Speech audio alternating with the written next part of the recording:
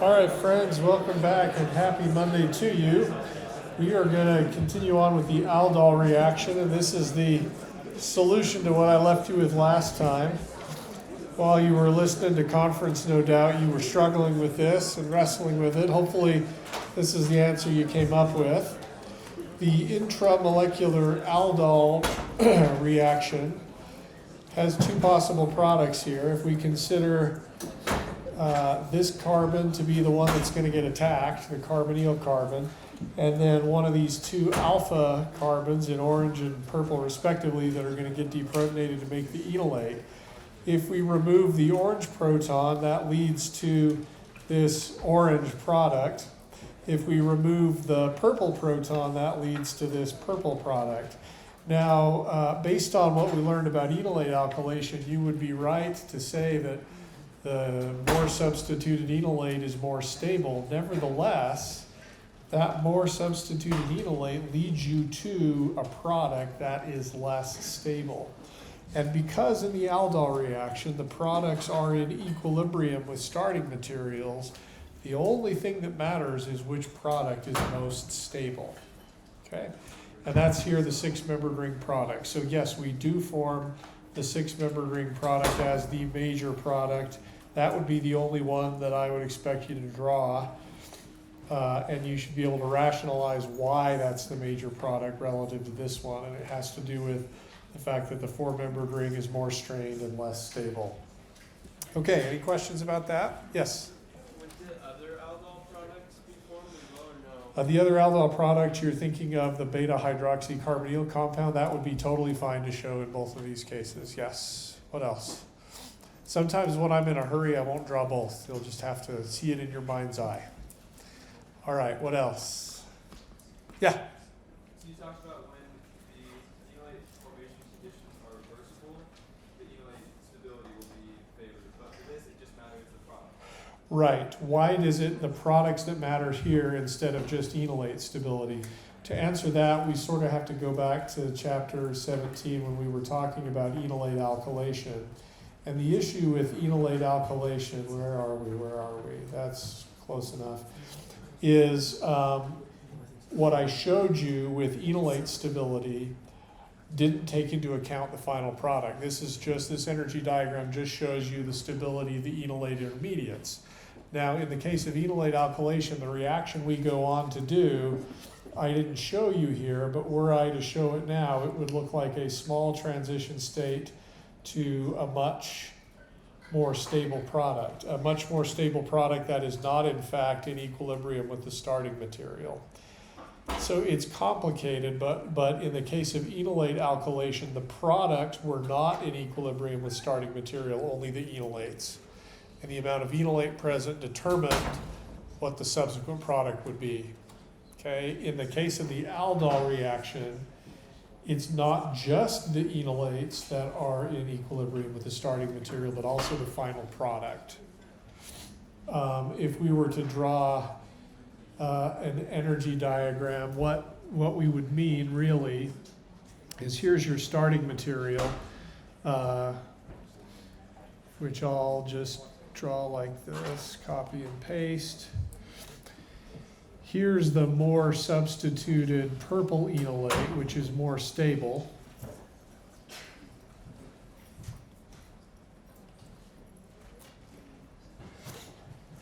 And here is the less substituted orange enolate, which is less stable.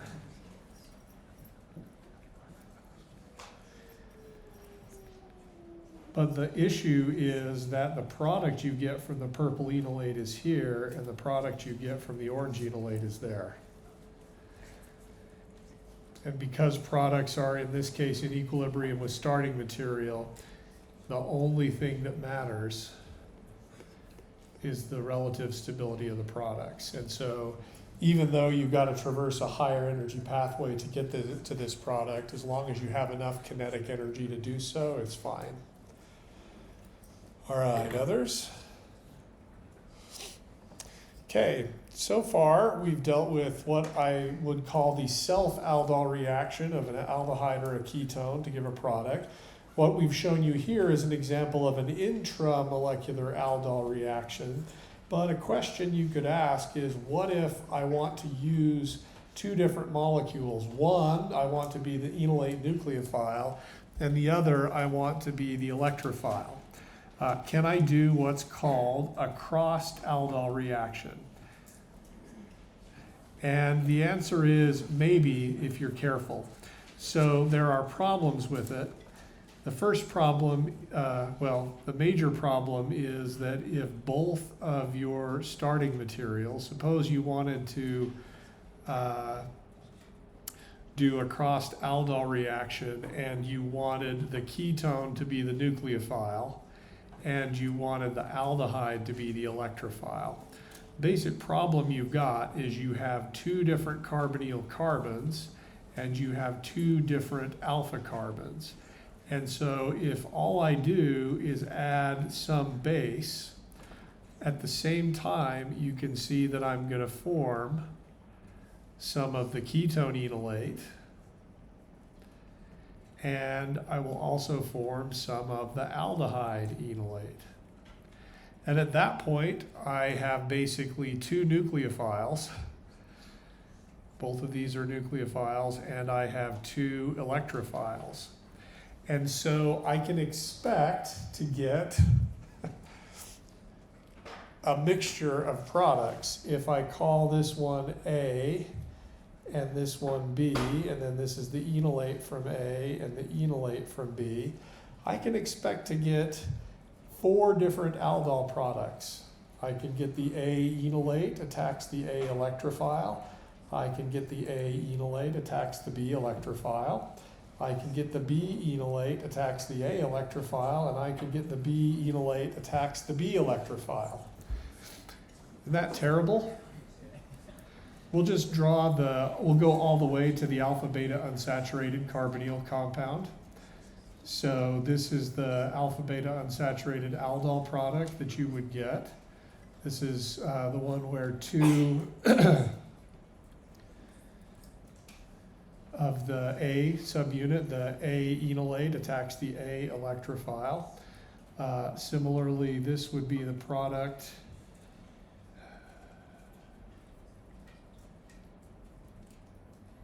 yep, 1, 2, 3, 1, 2, 3. All right, that would be the product if the A enolate attacked the aldehyde. Again, I'm showing you just the alpha beta unsaturated carbonyl product rather than the beta hydroxycarbonyl product. If instead we use the B enolate to attack the ketone, we get that product. And I'm highlighting the carbons that go to each subunit. And then if we have the B enolate attack the B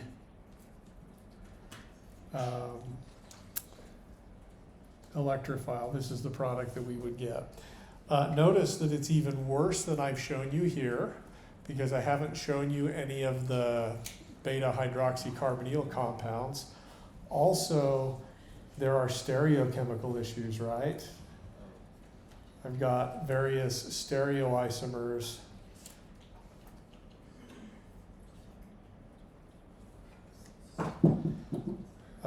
Here we get I've drawn the trans alpha beta unsaturated carbonyl compound, but we would expect to get some of the cis. In this case, there's no trans or cis, it's just E versus Z, and I didn't want to take time to assign it. So dang it, my brain already did it. So this is E, and we would get also the Z isomer. Okay, so you see the problem, right? Go ahead. So we just established that there's an equilibrium here, and that we're only going to get the most stable products, like, period. So isn't this kind of like a non-issue? How much of a non-issue is it, is the question, since you expect to get the most stable product? As I look at these, I don't see any strong reason to expect that one's more stable than another. So you're right, it'd be nice if one were obviously more stable than the other, but I don't see that here for these particular products. Above the issue were ring strain. I suppose if one of these was especially conjugated with like some other stuff out here, that might promote one product over the other, but you can see that it's a mess in any case. Yeah, another hand? Yeah.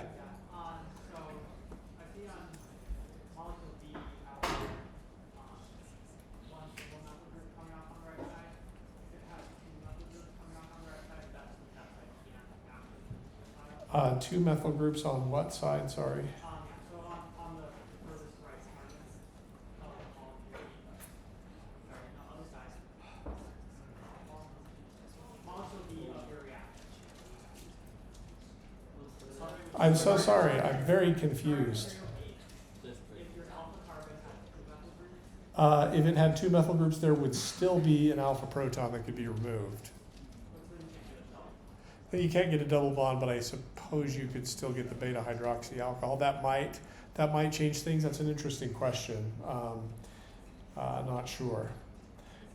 I guess the point of all of this is the crossed aldol is messy, so you have to come up with a better plan if you want to use one molecule exclusively as the enolate and another molecule exclusively as the electrophile. So here are a couple of workarounds. Choose an enolate where its conjugate acid, the ketone or aldehyde compound, has a more acidic alpha proton.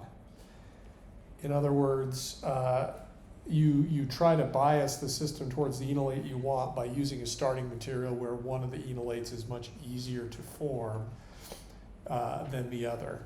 So here's sort of a classic example of that. We'll cheat here by using a starting material. It's a beta diketone where the proton in between the two carbonyls, alpha to both carbonyls, has a pKa in the range of 9. And then we'll use, say, this one, and we'll say we want this one to be our electrophile, and this one's going to be our enolate precursor. If I just use a regular base like sodium hydroxide, it's unambiguous which enolate I'm going to form, and I'm going to form it in 100% yield because the proton that's alpha to 2 carbonyls is 100 billion times more acidic than the proton that's alpha to just 1. So then I expect to get exclusively this enolate, no question, and then the only electrophile remaining is this one. So I can expect quite nicely then, let's use orange for the diketone and purple for the electrophile, I can expect quite nicely for the diketone to act as the nucleophile to give me this aldol product. And I'll go ahead and show the alpha beta unsaturated carbonyl compound. Here are the 3 carbons from our ketone electrophile. Here are the carbons from the molecule we used as an enolate. Okay, so that's a pretty simple workaround. You just use, it requires you to adjust your synthetic plan by having more on the side of the enolate than maybe you originally intended to, but that will work, and it works pretty reliably. A second approach is to cheat. Okay, I didn't know that was an option. Cheat by using a molecule as your electrophile that completely lacks alpha protons. So there's no question that the other one has to be the enolate because the one that you've chosen as your electrophile simply does not have any alpha protons. So here's a classic example of that. If we use this aldehyde in which the alpha carbon is within a benzene ring and there are no protons on it, again, you can do the aldol reaction and you can make a very small amount of enolate. And at that point, you have a decent shot of getting, let's again call this A and B. None of the BA or BB products are possible because there are no alpha protons on B. You would still have to worry about the selectivity between the AA and the AB products. What do I mean by that? Here is the A enolate nucleophile attacking the B electrophile. Here are the new bonds that you would make, and then I'm going to abbreviate the benzene ring with PH. So we'll use purple for our enolate, we'll use orange for the rest of the molecule. Here are the 3 carbons that came from our enolate. You would still worry about the other stereoisomer. And I'm sorry, I screwed up, right? That was the crossed aldol product, the AB product. You would still worry about the possibility of forming the AA product where some of the enolate reacted with some of the remaining starting material. Though this might be a case where you could hope for mostly the AB product because of the conjugation that is established in the alpha beta unsaturated product between the benzene ring and the ketone. So again, this cheat strategy may or may not work. You do still have to worry about the self-aldol product of your A sort of subunit, but you at least have a decent shot of getting a fair amount of the cross product. Okay, questions about that approach? I think probably the best one is the one I saved for last, and this is to use a really, really strong base to make 100% of the enolate that you want in its own flask, and only then do you introduce the molecule you want to be the electrophile. And your text calls this a directed aldol. And as an example, let's use again this 3-carbon ketone. The strategy here is to use lithium diisopropyl amide. Your text will use THF as a solvent. Remember, this is a non-protic solvent that's good at solvating ions, but doesn't have any acidic protons. Probably your text will also indicate that you need to keep it cold. And the reason for that is not so much at the enolate making stage, but to prevent this enolate, the A enolate, from doing anything other than attacking the carbonyl carbon of the electrophile you introduce in the second step. So remember, LDA is a really strong base. It's an amine base, and the pKa of its conjugate acid is 40. So you can expect to basically make 100% of your desired enolate under these LDA conditions. At that stage, you can then, in the second step, bring in your aldehyde. We'll use the same aldehyde we used in the original example. Now notice this aldehyde still has an alpha proton. However, if you keep the reaction cold, you got a decent shot of the enolate nucleophile, shown here in purple, attacking the carbonyl carbon instead of maybe stealing a proton off the orange alpha carbon. Enolates are good nucleophiles, they're also good bases. If you warm things up, the purple enolate's going to start to deprotonate the orange aldehyde, and then you've got the same problems that we started with. But, you know, those practical issues aside and understood, you can assume that they work pretty well, and this will give you the desired product. And so this is your, if you want to do a crossed aldol and you really want it to work, this is probably the best approach, is to use LDA. Now, what are some limitations of LDA? Well, we chose a ketone where both alpha carbons were the same. LDA is selective for the less substituted, less sterically hindered enolate, and so if you want to make something different from that, that could be a potential problem. All right, any more to say about that? Yeah? This might just be like a practical application question, but if we've done this reaction with the LDA and we've got 100% of our enolate, assuming that LDA is in excess, would it be, then should we start to worry about what that would do when we try to combine? Sure. Yeah, the question is, are we using LDA in excess? No, you use precisely 1 mole of LDA for every mole of starting material. You don't want any extra. Yep. Good. Okay, others? All right. Let's show you an example of not an aldol reaction from biology, but a retroaldol reaction from biology. This is going to come from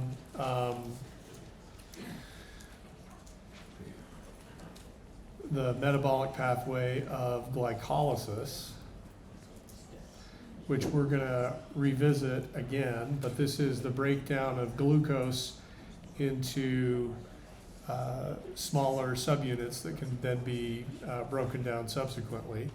So we're going to draw glucose, actually the molecule we're going to draw, and you don't need to worry about its name now, but some of you may have heard it before, fructose 1,6-bis, whoa, what happened there? Bisphosphate. So I'm going to draw it kind of strange, as though it were in a chair. You don't necessarily need to worry about the stereochemistry at this stage. The only thing I want you to pay attention to is, can you find the beta hydroxy ketone in fructose? I'll number the atoms of fructose. 1, 2, 3, 4, 5, 6. So if you've identified the beta hydroxy carbonyl compound in fructose, then I want you to tell me which bond in this molecule could we have made via an aldol reaction. And that's the same bond we are going to break in a retroaldol reaction. What have you got? You know the numbers up there, so tell me which bond would have been made in an aldol reaction. How can you tell? The 3,4 bond, I'm hearing some of you say, that is right. How do you know that's true? Here's the carbonyl carbon. There's the alpha carbon. There's the beta carbon. And I'm going to highlight in blue the core structure of an aldol product. This is the so-called beta hydroxy carbonyl compound. Okay? So, thinking backwards through the aldol reaction, what's only now because it's a retroaldol, we're thinking forwards. What do you think my first step is? I want to go from the beta hydroxy carbonyl compound to something else. So what's my first step?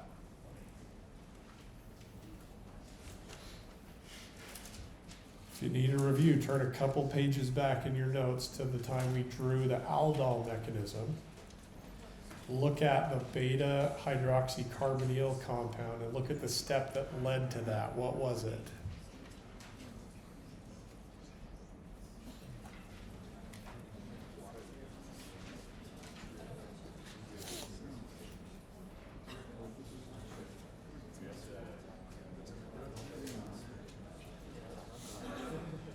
Once you think you know, raise your hand.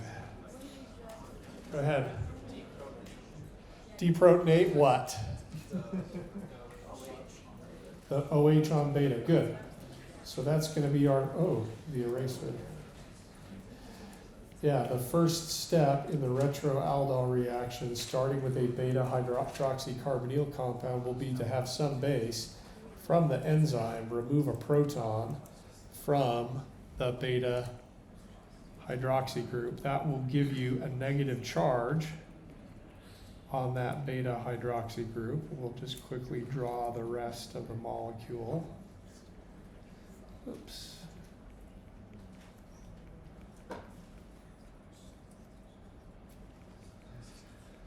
Okay, then what?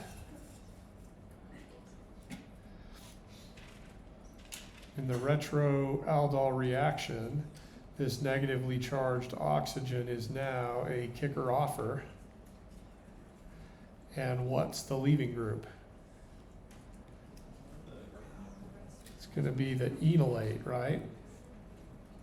So electrons on the negatively charged oxygen will kick down and the enolate will leave. Let's keep everything in the same place, and I'm going to keep the numbers in place. So we'll draw carbons 4, 5, and 6 first. What should carbon 4 be? It's got to be an aldehyde. You can tell that because here's the kicker off for oxygen. Here's what's going to be the new carbonyl carbon, and the carbonyl carbon is bonded to two things, a hydrogen and a carbon. So it has to be an aldehyde. Okay? So that's carbons 4, 5, and 6. Now let's draw 1, 2, and 3.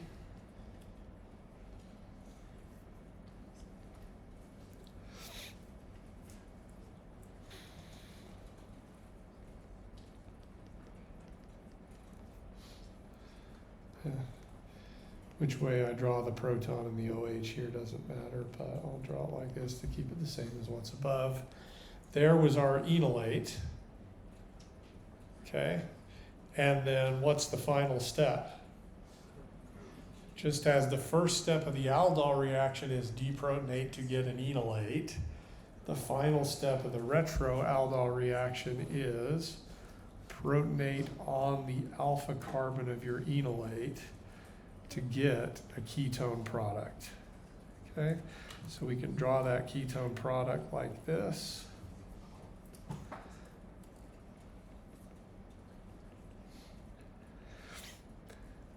These two pieces are molecules we'll talk about later when we get to glycolysis, but the beauty of this step is that it uses an aldol reaction, or rather a retroaldol reaction, to split up a 6-carbon sugar into 2 3-carbon pieces.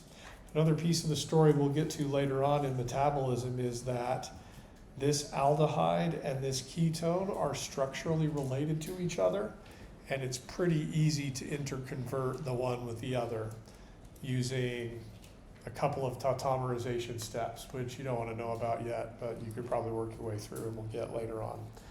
Okay, questions about that retroaldol? Yeah. So why is the base attacking the alcohol on the top instead of on the bottom? Why is the base deprotonating here instead of here? Yeah. The answer is it could deprotonate there. The pKa's are similar, but if it deprotonates here, there's no good group to be kicked off. It's only when we deprotonate here that we're in a situation where we have a kicker offer and a resonance stabilized enolate on the other side. You'll see later that biology goes to some pains to put the ketone in this spot. You'll notice this word here is fructose instead of glucose. You start glycolysis with glucose. Biology goes to the trouble of converting glucose into fructose. It's all about getting the ketone on carbon 2 so we can break the bond between 3 and 4. All right, what else? Okay, I think the aldol is going to require a fair amount of practice, so be sure to put in the reps on that one. We don't have enough time to go through it in much more detail than we have, but you're going to need to practice that. The next thing we're going to talk about is a reaction called the Claisen reaction. You can think of this as the ester version of the aldol. It's helpful in all of these carbonyl chemistry reactions to look for relationships between the new stuff you're learning and the stuff that you had seen previously. How might using an ester as starting material for the aldol reaction change things? Let's take a look. So for the ester version of the aldol, we want to choose a base that is matched to the group that's on the ester. The reason for this is something we've talked about briefly before, is that the base that you choose is going to have a choice. Do I attack the carbonyl carbon or do I remove the alpha proton?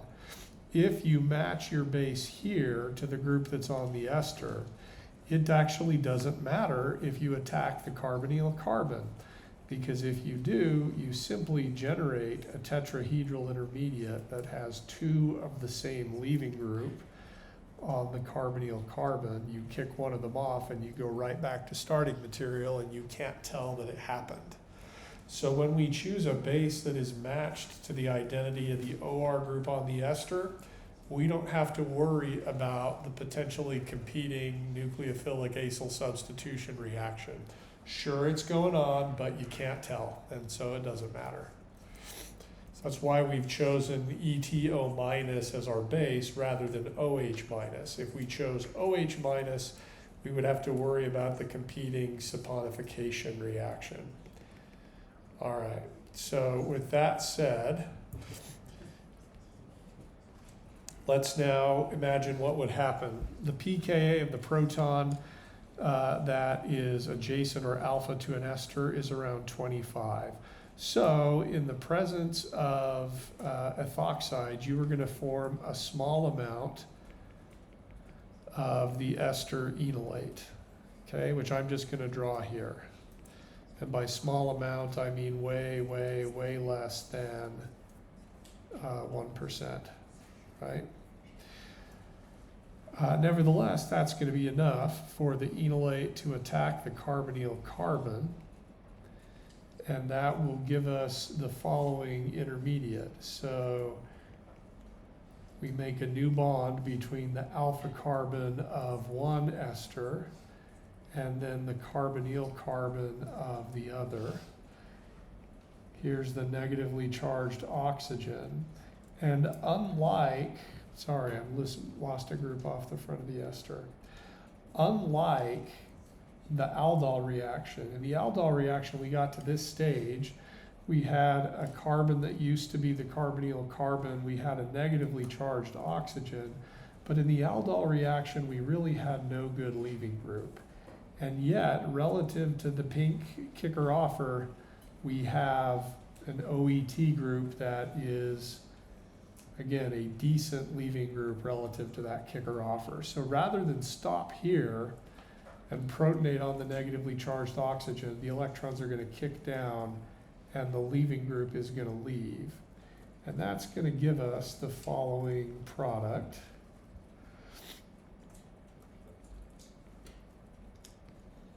Didn't give myself enough space there, oops. Where, again, in red is the new bond we made between the alpha carbon and the beta carbon. And then OET minus was our leaving group. Okay, so you can see the difference between what we did with the aldol, and the big difference is in the Claisen reaction, we've got that OR minus group that's a good leaving group. Now, from a practical standpoint, that is going to be our final product here. This final product is a beta keto ester. However, what actually happens next is something your textbook points out, so will I. In the product, this beta keto ester, your alpha carbon is in between two carbonyls, and so that proton that's in between two carbonyls is especially acidic. And its pKa, which I forget, but I think it's somewhere near 13, is such that ETO minus will immediately remove the proton. And that step, because of the difference in pKa between ethanol, the conjugate acid of ETO minus, which is 16, and the pKa of this proton, this remove the proton step is essentially irreversible, and that draws 100% of your material to the conjugate base. Up until that point, all of these previous steps have been equilibrium steps. Make the enolate, make the new bond. But the deprotonation of the beta keto ester product leads to this conjugate base in 100% yield. Most of the time, that's not your desired product. What you want is its conjugate acid. So what do you do in practice? You gently adjust the pH lower than what number? I need it lower than 13 because I want that proton to still be on, right? So I'm going to gently lower the pH so that it's lower than 13. Now your text will often put a second step. They're going to show this Claisen reaction to this, the first step, and then they're going to put H3O plus there. And you're going to be like, oh brother, what do I do with that? Because I remember that H3O plus should hydrolyze esters. And isn't there a potential decarboxylation reaction that we do on beta keto acids? The answer is yes, but calm down. They don't mean that they were doing that. If they did, they would have drawn the fiery orange triangle of doom. Instead, all they mean by that is gently adjust the pH to lower than 13 and you can get that proton back on there. I'm explaining that because you will see it in the text. I'm not going to talk about that anymore. From now on, we'll just draw this as the final product of the Claisen reaction because it is. We gently acidify and then we get to that beta keto ester product. Okay, questions about that?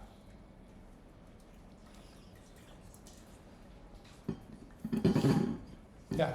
So a lot of the times you omit the aqueous workup from either the lithium or the hydride. Will we not expect to do that for this, or does it have some match where you might not write out the gentle?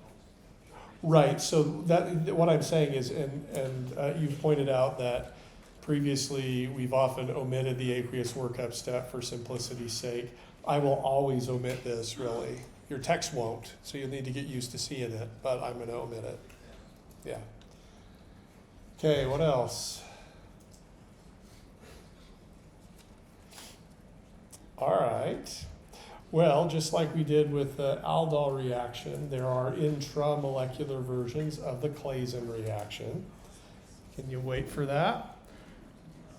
No, it's so exciting. All right, so let's do a 6-carbon ester. 1, 2, 3, 4, 5, 6. This is a 6-carbon diester. Thankfully, it's symmetrical, so carbons 1 and 6 are identical. We don't need to worry about who's the carbonyl carbon and who's going to be the enolate. Let's just pick one. So we will use the base NaOET or ETO minus is going to remove, that's the alkoxide conjugate base of ethanol, is going to remove the proton from the carbonyl carbon, from the alpha carbon. That's going to give us our enolate intermediate with the negatively charged carbon 2.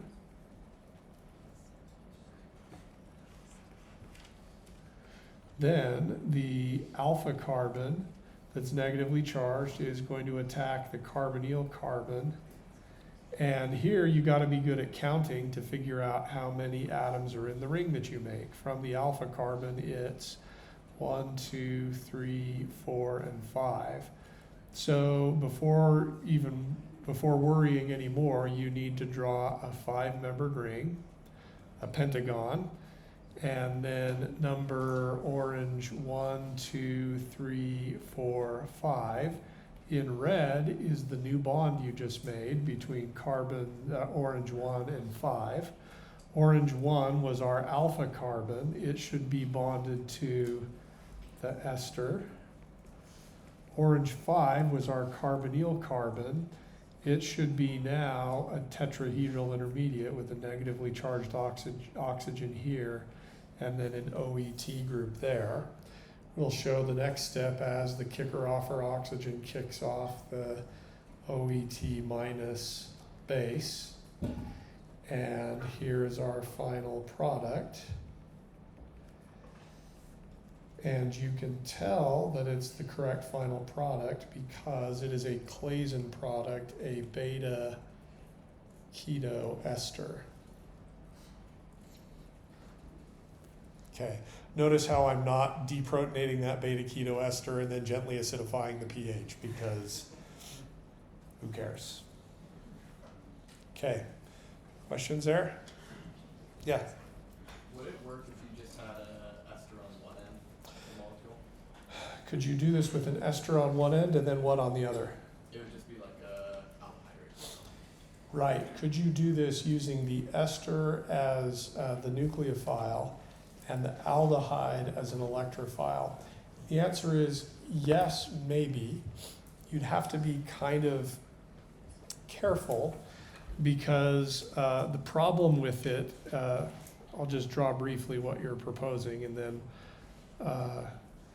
maybe I won't even make it intramolecular. Let's just go something like this. The problem with what you're proposing is if I want to use this as my nucleophile and this is my electrophile, you've essentially got the crossed aldol problem. Which alpha proton is going to get deprotonated? The ester pKa is around 25. The aldehyde pKa, I forget what it is. It's near 20, maybe it's like 17. So if you use a base like sodium methoxide and just hope for the best, probably the enolate you make is this one because it's so much more acidic. If you wanted to do what you're proposing, you would need to do an example of what we will call a directed Claisen. That is, you would want to use some of the same workarounds that we had done previously for the Claisen reaction. So could you use, say, LDA in the first step? This is, I'm sort of going off script here because I don't have this in my notes, but there's no reason to expect that it wouldn't work. LDA is not a particularly good nucleophile. So I think you could make 100% of this enolate. And then in a subsequent step, if you keep it cold, you can add in whatever electrophile you want. Here's your new product. Now notice this doesn't look like a Claisen product because your electrophile was an aldehyde and didn't have a good leaving group on it. So you'll see that you can merge the worlds of Claisen and aldol, and what you call it doesn't really matter.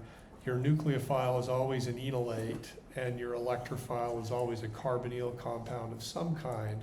What happens after you make the first bond depends on whether the thing that was your electrophile had any good leaving groups on it. Yeah. Good. Other questions? Yeah. Are hydrogens which are bonded to esters always higher pKa than ketones or aldehydes? Yeah, our protons bond to alpha to esters always higher in pK than those alpha to ketones or aldehydes. Yes, because the thing that makes the alpha proton acidic in the first place is resonance stabilization, which works better when the carbonyl carbon is electron poor. And esters are not as electron poor as our aldehydes or ketones. And so that, yeah, that's reflected in the alpha proton acidity. Any others? Yeah. It's something like a beta hydroxy kind of situation, right? So would it, Yeah, so this is sort of a hybrid between the Claisen and the aldol. So yeah, you would expect to get this plus the stereoisomer as well. The specific distribution of products would probably depend on their stabilities. Okay. Some other examples with some other strategies you can use, again, for the, we're talking sort of about the cross-Claisen and merging this with the aldehyde. One option is to use electrophiles, as we did before, use electrophiles that lack alpha protons or that are especially reactive. So I'm showing you this mostly because your text does, though it is an example of something that works well. If you use this ester as your nucleophile, and then you use this weird ester as your electrophile. This is interesting. It's not exactly an ester. An ester would have an R group here, something carbon. This is something different. It's a carbonyl carbon that's bonded to an ethoxy group on one side and a chloro on the other. And the presence of both of those electronegative groups makes that carbonyl carbon very reactive. So the carbonyl carbon is electron poor, and notably, there are no alpha protons. So this must be the electrophile. If I put these two together in the presence of ETO- as a base, I will form a small amount of the desired enolate. Then that enolate can attack the carbonyl carbon. I can get the familiar tetrahedral intermediate, and then I'll highlight in red the new bond that we made. Then we've got a negatively charged oxygen, and on that tetrahedral intermediate are two leaving groups, and we need to decide which one gets kicked off, and the answer is the best leaving group. Cl- is much more stable and is a much better leaving group than ETO-. And so if we follow through the product there, we get this product. Now this is a beta diester, but it sort of follows the pattern of what we expect for a Claisen reaction. We made a new bond between alpha and beta carbons, and the electrophile, the thing that got attacked, had a leaving group on it. If you like synthesis problems that are unnecessarily complicated, I will point out that we just made the malonic ester, which was the starting material for the chapter 17 malonic ester synthesis. So you can expect an end of chapter problem on the problem set where it's like, hey, make this large thing and probably use the malonic ester synthesis, but you can't use the malonic ester as a starting material. You now get to make it using this method. Yeah? So can you get a problem if the ethanol or the O- just goes straight to the electrophile? Could you get a problem if the ETO- attacked the electrophile? If you did that, that would make it slightly less reactive than the chloro version, but still reactive enough to probably work. And in fact, your text uses this as an electrophile anyway. So that may be going on, but it's probably fine if it does. Okay. One thing I didn't mention, the intramolecular version of the Claisen condensation is called the Dieckmann condensation. I'm not going to write down the name, and you don't need to know it because it just muddies the water. It's the Claisen reaction, but it's intramolecular. Let's see. So I do want to show you one biological example of the Claisen reaction. Oh, come on, there's 90 seconds left. You can endure to the end. Biological version of the Claisen. This is used in the synthesis of precursors to cholesterol, and is also used in the synthesis of fatty acids. And you start with acetyl-CoA, which is a thioester. And nature will take one molecule of acetyl-CoA and another molecule that's a masked enolate. We talked about that before. It's a beta carboxy thioester, where if we decarboxylate, we can generate an enolate. So I'll show you the portion in purple of this molecule that's going to be the nucleophile. And then in orange, I'll show you the portion that's going to be the electrophile. And then I'm going to show you the product. And it would be a good exercise for you, knowing what you know about decarboxylation, to see if you can work your way through how this reaction happens. I'll give you a hint. It starts with lone pairs on the oxygen, and that's the first arrow. See if you can show how an enolate, a purple enolate, forms from that. See if you can show how the purple enolate attacks the orange electrophile. and see if you can show how you get the product as a result. We'll pick that up next time. Have a happy Monday.